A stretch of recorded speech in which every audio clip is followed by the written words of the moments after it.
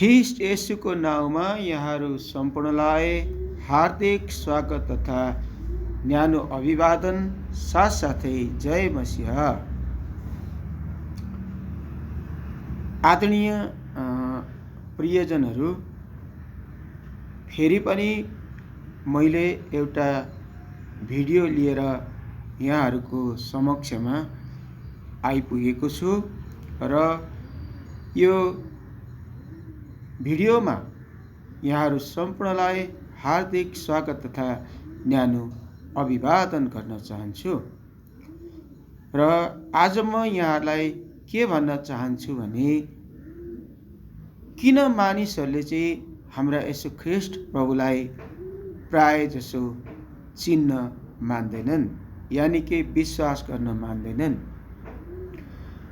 मैले अनुसन्धान गरेर हेर्दाखेरि मानिसहरूले विभिन्न प्रकारले गर्दाखेरि हाम्रा ख्रिस्ट येशूलाई, मुक्तिदाता ख्रिस्ट येशूलाई विश्वास गर्नको लागि मान्दा रहेनछन्।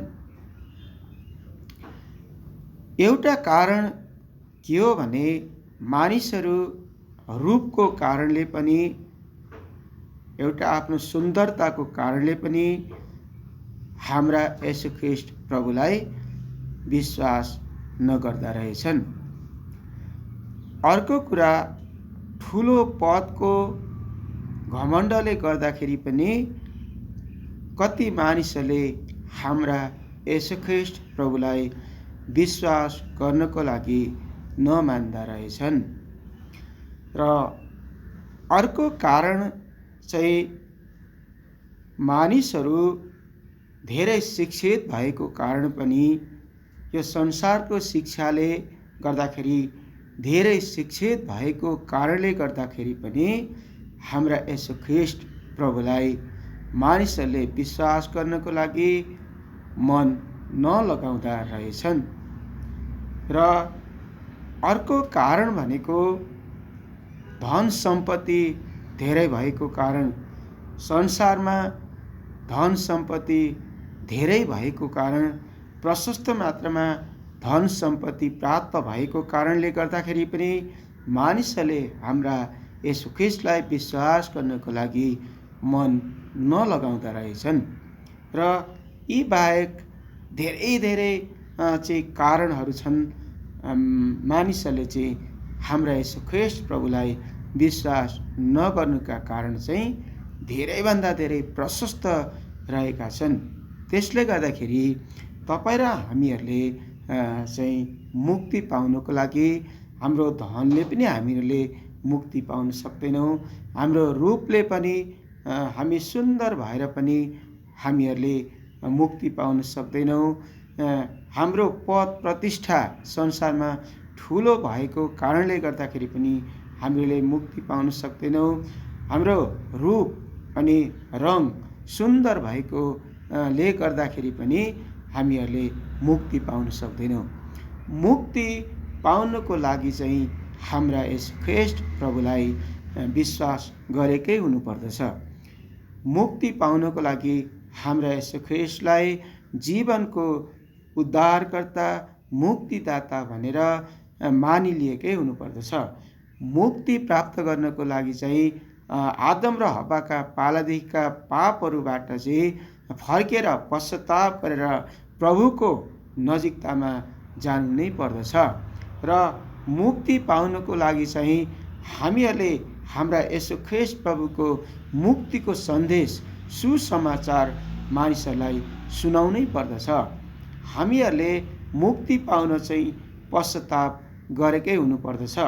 त्यसले गर्दाखेरि हामीहरूले चाहिँ हाम्रा येशू ख्रिस्टलाई विश्वास गरेर प्रभुको महिमा प्रशंसा गरेनौँ भने पनि हामीहरूले मुक्ति पाउन सक्दैनौँ, उद्धार मुक्ति पाउन सक्दैनौँ।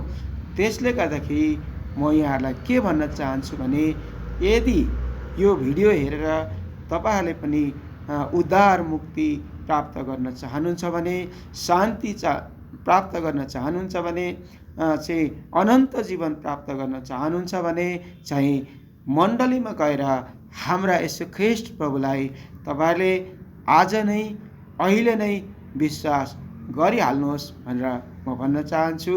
र आज नै अहिले नै विश्वास गर्न यदि हजुरहरूले चाहिँ सक्नुहुन्न भने, हजुरहरूलाई पाएको पर्दैन भने शनिबारको दिन मण्डलीमा सङ्गति हुन्छ। शनिबार सङ्गतिमा गएर पनि हाम्रा येशू ख्रीष्ट प्रभुलाई ग्रहण गर्नु भएर हाम्रा येशू ख्रीष्टलाई विश्वास गर्न सक्नुहुन्छ।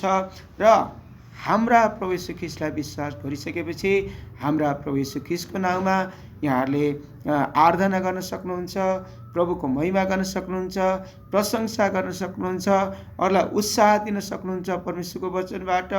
अनि चाहिँ सुसमाचार सुनाउन सक्नुहुन्छ र क्षमा माग्न सक्नुहुन्छ र हाम्रा परमेश्वरको महिमा प्रशंसा गर्न सक्नुहुन्छ भनेर म यहाँलाई सल्लाह दिन चाहन्छु। तपाईँहरूले भरे भोलि नभन्नुहोस्, अर्को सालमा विश्वास गरौँला नभन्नुहोस्, चाहिँ भविष्यमा विश्वास गरौँला नभन्नुहोस्। अहिले नै गएर शनिबार गएर हाम्रा येशू ख्रीष्ट प्रभुलाई विश्वास गरिहाल्नुहोस् भनेर म येशू ख्रीष्टको नाममा यहाँलाई चाहिँ चेतावनी अथवा सल्लाह दिन चाहन्छु। र यो चेतावनी र सल्लाहको साथमा चाहिँ म बिदा हुन चाहन्छु। हस्त सबैलाई प्रभु येशू ख्रीष्टको नाममा फेरि पनि जय मसीह तथा नमस्कार। आमेन।